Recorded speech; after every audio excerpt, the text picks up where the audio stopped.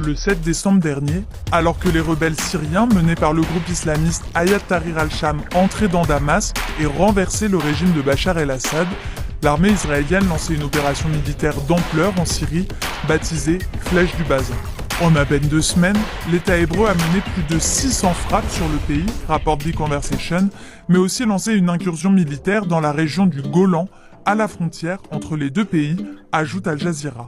Les opérations israéliennes en Syrie poursuivent plusieurs objectifs, le premier étant la destruction des bases de l'armée syrienne laissées à l'abandon lors de l'offensive d'Hayat Tahrir al-Sham. Selon le Washington Post, ces bases abriteraient en effet des munitions et des équipements importants, et en particulier les restes du stock d'armes chimiques de Bachar el-Assad. Des armes que Tel Aviv ne veut pas voir tomber entre les mains de rebelles islamistes hostiles à l'État israélien, tels que l'État islamique présent dans le centre du pays. En l'espace de 48 heures, suivant la chute du régime de Bachar el-Assad, les forces armées israéliennes ont ainsi estimé avoir détruit 70 à 80% des capacités militaires stratégiques de l'ancien régime, écrit The Time of Israel.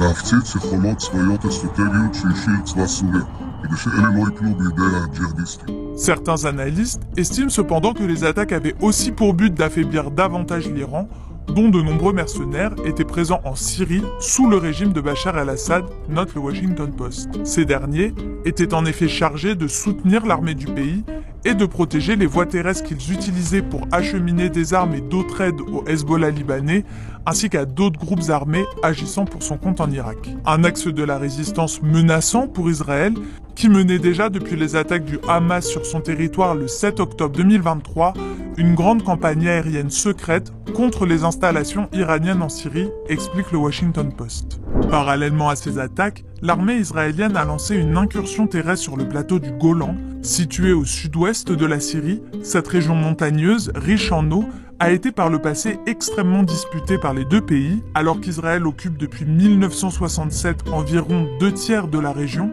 Une zone tampon démilitarisée de 400 km² et surveillée par les forces des Nations Unies y est établie à l'est en 1974 en vue d'une désescalade entre les deux pays.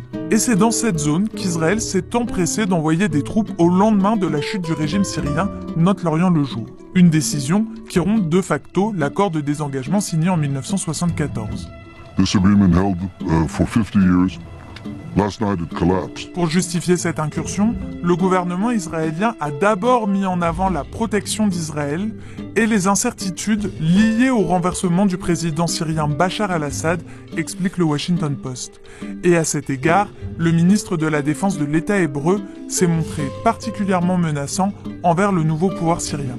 אני מזהיר מכאן את מנהיגי המורדים בסוריה. מי שילך בדרכו של אסד יסיים כמו אסד. Le quotidien britannique The Independent rappelle par ailleurs que cette zone surplombe le sud de la Syrie, ce qui permet à Israël de surveiller les mouvements syriens et complique toute action militaire de la Syrie contre Israël. Mais Al Jazeera évoque également des velléités expansionnistes d'Israël au Golan, en cause l'adoption, le 15 décembre dernier, par l'État hébreu d'un projet visant à doubler la population israélienne dans la région, alors que déjà environ 31 000 colons y habitent depuis l'annexion unilatérale par Israël d'une partie du Golan en 1981. Qualifiées de temporaires et de préventives, ces attaques israéliennes sont décriées à l'international, à l'exception des États-Unis, soutien inconditionnel de l'État hébreu. Again, the Israelis have been clear about what they're doing and why they're doing it. De leur côté, les leaders d'Hayat Tahrir al-Sham ont appelé Israël à cesser les attaques, mais reconnaissent que l'épuisement général en Syrie après des années de guerre ne leur permettent pas d'entrer dans de nouveaux conflits, conclut